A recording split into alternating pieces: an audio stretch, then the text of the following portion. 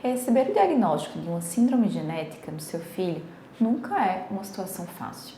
E quanto dizem que a situação é incompatível com a vida? É o caso que acontece com muitas mães que têm o diagnóstico de trissomia do 18.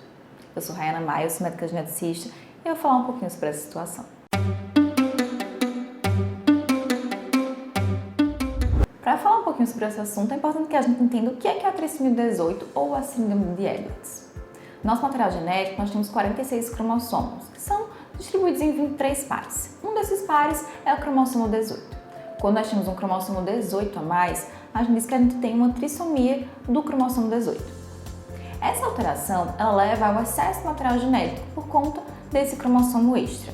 Esse cromossomo a mais ele é responsável por um desbalanço na formação daquele indivíduo desde a gestação. Isso leva à formação de diversas malformações e alterações de funcionamento do nosso organismo.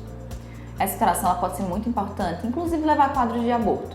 E muitas vezes as mulheres perdem esse bebê sem saber que estão grávidas. Em outras situações, essa gravidez ela avança e muitas vezes sem nenhuma alteração, inclusive durante o pré-natal. E a gente nasce com um bebê que tem alguma alteração que pode ser identificada ao longo da vida. As alterações pré-natais mais comuns podem ser a alteração da translucência nucal, que é uma medida que é realizada durante o primeiro trimestre, ali entre 11 e 13 semanas, ou outras malformações congênitas, como alterações cardíacas, deformidades em braços e pernas, ou na formação desse bebê. Além disso, tanto durante o pré-natal como o nascimento, são crianças que têm um baixo peso e uma baixa estatura e mais dificuldade para crescer e se desenvolver. Essas alterações elas podem ser muito importantes e podem comprometer a sobrevida dessa criança. Por isso é comum encontrar esses bebês internados em UTIs, internados na maternidade, já desde o nascimento. Mas o que vai levar ao comprometimento desse quadro clínico é exatamente a quantidade de malformações que estão associadas. É muito difícil generalizar. A gente sabe, como eu já comentei, que a maioria dos casos vai evoluir com um quadro de aborto. Mas aquelas crianças que sobrevivem a essa alteração, o quadro clínico ele pode ser muito variável. A mesma forma acontece com a sua sobrevida.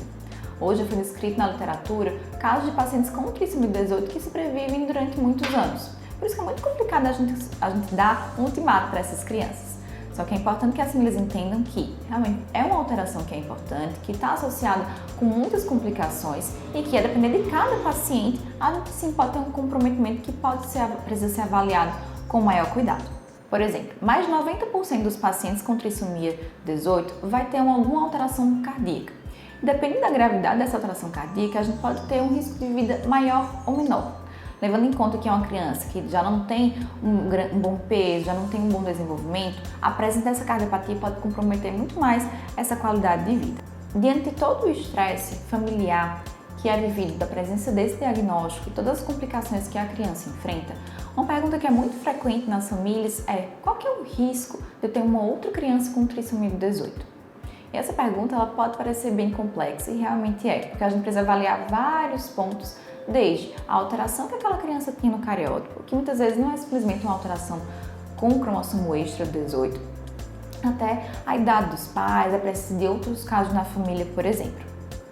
Um dos fatores de risco que a gente encontra é, por exemplo, a presença de translocação. Se esse cromossomo 18 está colado, está translocado, mudado de lugar junto com outro cromossomo, a gente tem um risco aumentado para aquela família. Essa é a minoria dos casos, a maioria são casos isolados, em que o cromossomo está livre ali no nosso material genético. Um outro fator de risco é a idade materna. A gente sabe que, à medida que a gente vai envelhecendo, os óvulos também envelhecem.